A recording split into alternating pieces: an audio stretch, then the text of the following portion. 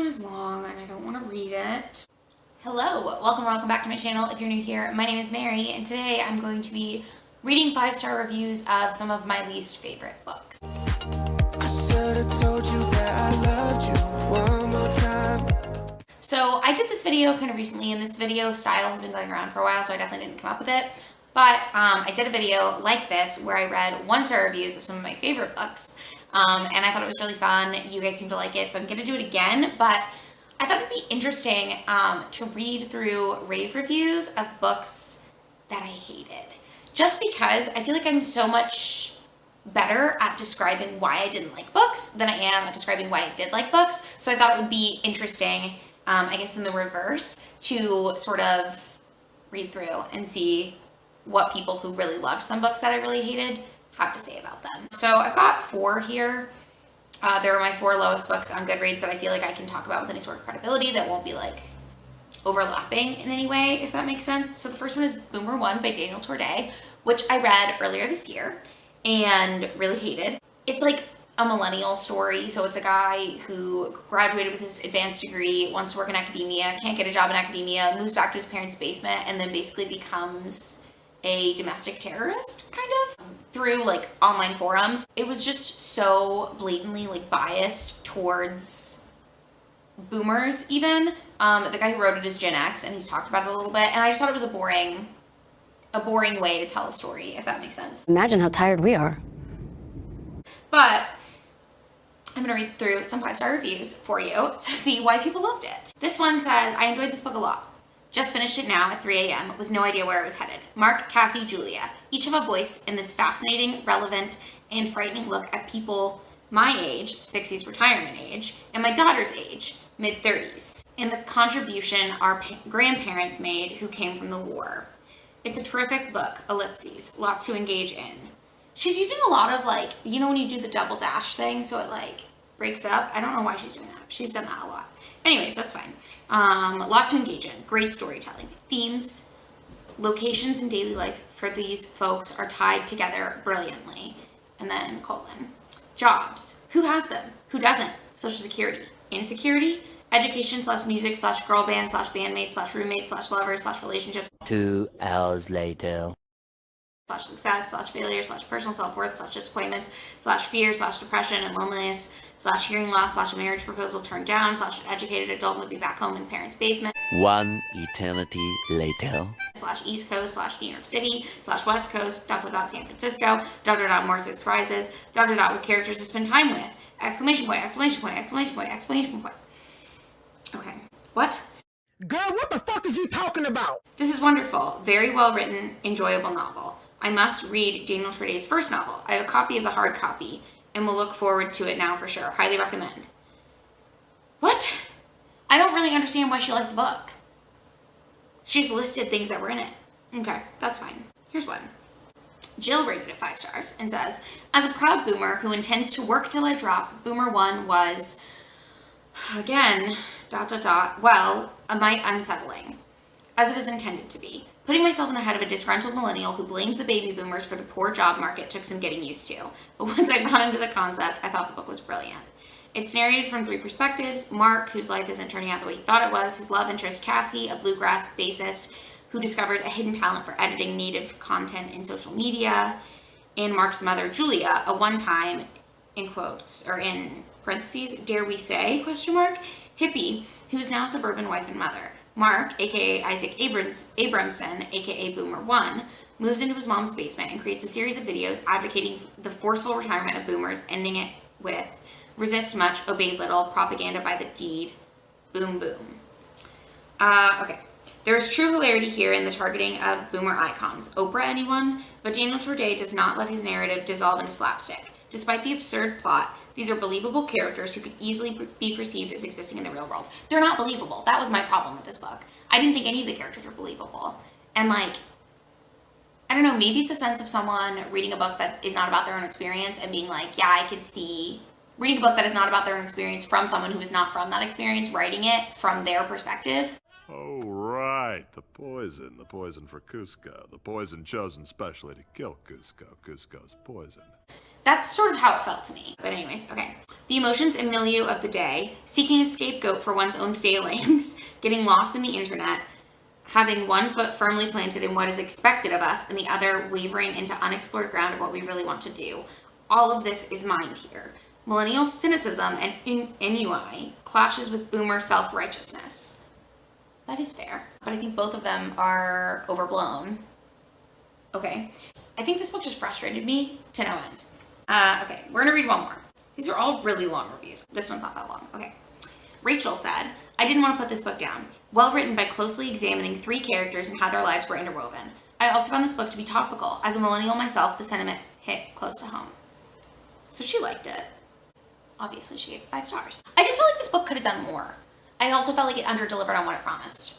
Anyways, we're gonna move on now. Next, I'm gonna be talking about Once and Future by an author duo, I believe. A.R. Capetta and Corey McCarthy, which is a YA retelling of King Arthur, the King Arthur myth, but it's set in space.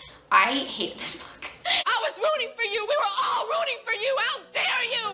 But other people like it, obviously, which is fine. Okay, this one's not that long.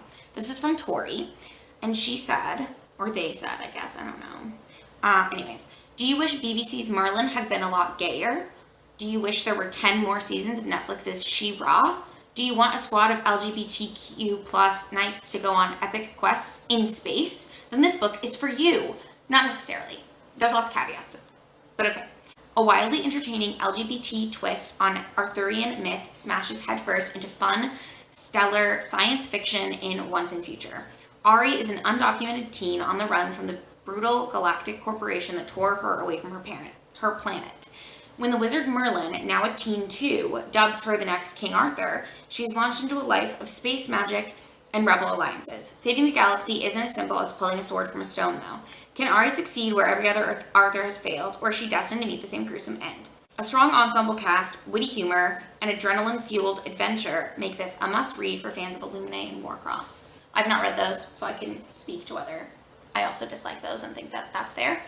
But I did think it was like mildly entertaining. My problems with this book was that the characters were not well developed, and also the way that this book did the retelling. It literally, like, Merlin says that you are Arthur. This character is, the characters were all the same and they knew what story they were doing, if that makes sense. Like the myth of King Arthur was a thing in this world and they were aware of it. So it was like, I just didn't understand. It would be like if someone came to me and said, you're doing a retelling of this really, you're in a iteration of this really well-known thing.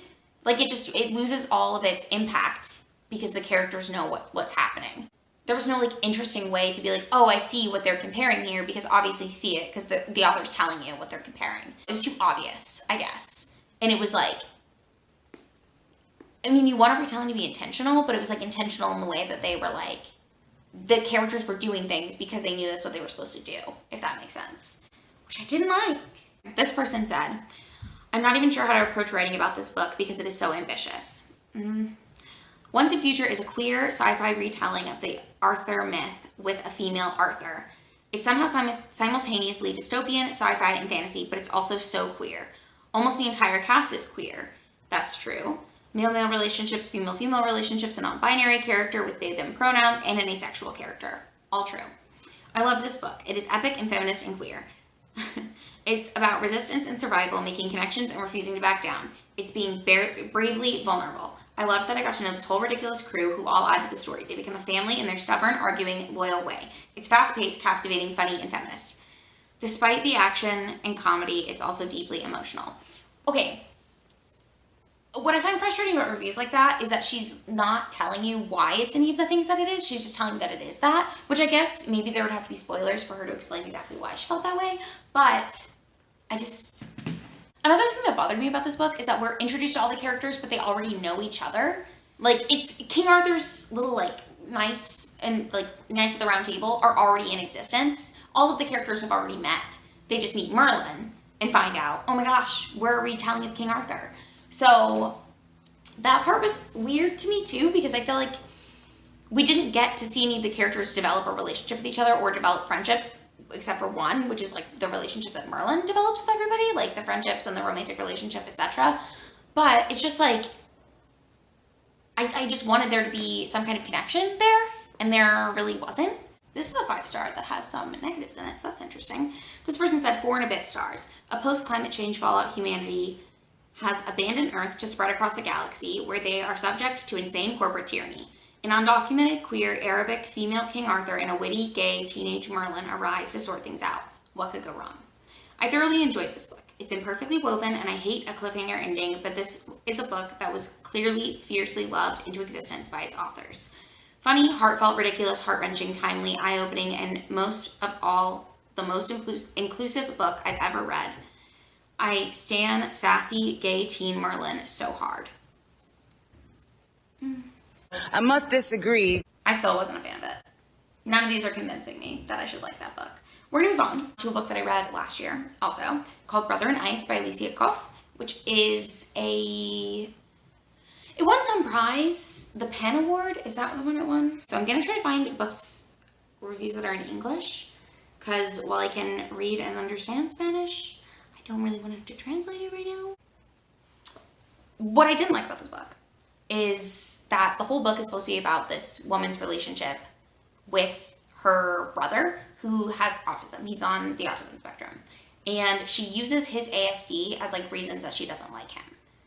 Which is, it felt very ableist to me, which is why I didn't like it. I understand that that's like a valid point of view that some people who have, well, I struggle to say valid, but I do understand that like there are difficulties with growing up as someone with ASD. But I would just really appreciate it if people, like, I feel like there's enough stigma that we don't really need to have everyone always say how, like, annoying and hard it is to be friends with people with ASD. If we could stop doing that, that would be really cool. I would really like that. She also uses a lot of, like, narratives from Polar Exploration in it. I just found this book really boring. I didn't really get the connections, but we'll read what people liked. So Jennifer said, an icy marvel that plays with the idea of what a novel can be. Part research notes, part fictionalized diary. This book is wonderfully translated and deeply compelling. Okay. Sorry. This one said that he found this book. I'm skimming it because it's kind of long. But he said he thoroughly enjoyed this book, and he enjoyed the way it was a wise and thoughtful meditation about family, identity, and the challenges of trying to explore oneself and the world through art. Which, I don't remember it being about that, but okay. John said that he thought he wouldn't like this book, but he was wrong. He said this was one of the books sent by And Other Stories some time ago that I set aside. The book interweaves in in quotes, or in parentheses, sorry, biographical retrospective of the life of the narrating voice, her autistic brother, and her self-confessed obsession. What up? I'm Jared, I'm 19, and I never fucking learned how to read. If I could learn to read, that would be awesome. With understanding the icy poles and those who first set out to discover them at the start of the last century. The 3 tales are told through a series of very short chapters that combine a freshness of style with pithy, quizzical observations that resonated with this reader and should resonate with you. Don't tell me what to do. Have a good day. Don't tell me what to do. Unlike the last book I read, where all the how to live thoughts lacked all the important ceteris paribus qualification, this author lobs into the text her philosophical quips with an almost audible smile, leaving each of them as half-open riddles for the reader to solve for him or herself. I don't remember there being riddles. I also don't feel, my frustration with this book is that there's like very little talk about the brother. The whole book is about the brother, or it's purported to be about the brother, but there's like nothing about the brother. She sees the brother like once or twice throughout the whole narrative, and most of her like reflecting on him is talking about how difficult it is to live with him, which again, just really grinds my gears. So this person said, I read this while stuck on trains and found it absorbing even under those conditions. It's not really a novel with the story, it's a collection of writings. True. I liked it, and I feel like I would like Alicia, a single woman ambivalent about having children and a complex sibling relationship. The relationship wasn't complex, she just didn't like him. I don't understand. Okay. That speaks to me, but I fully realize most people won't like this style of book, but I felt it was fresh and modern. Okay. Oh, won the English Pen Award. Thank you, Cecilia. Cecilia said, I tend to really like English Pen Award winners, and this book is no exception. Lovely use of language, unique format and perspective, and extremely engaging. I would say it's a great book for a book club, as it should engender a healthy discussion about family, neglect, responsibility, art, and even autism. The autism discussion is not good. Okay. I would highly recommend it to anyone who loves to read. This person says that it created an amazing story, like her exploration of self in relationship to an autistic brother. The brother is used as like a pawn in this girl's like narrative of her life. And like, I just really hated it. Okay, we're gonna move on to the last one in here,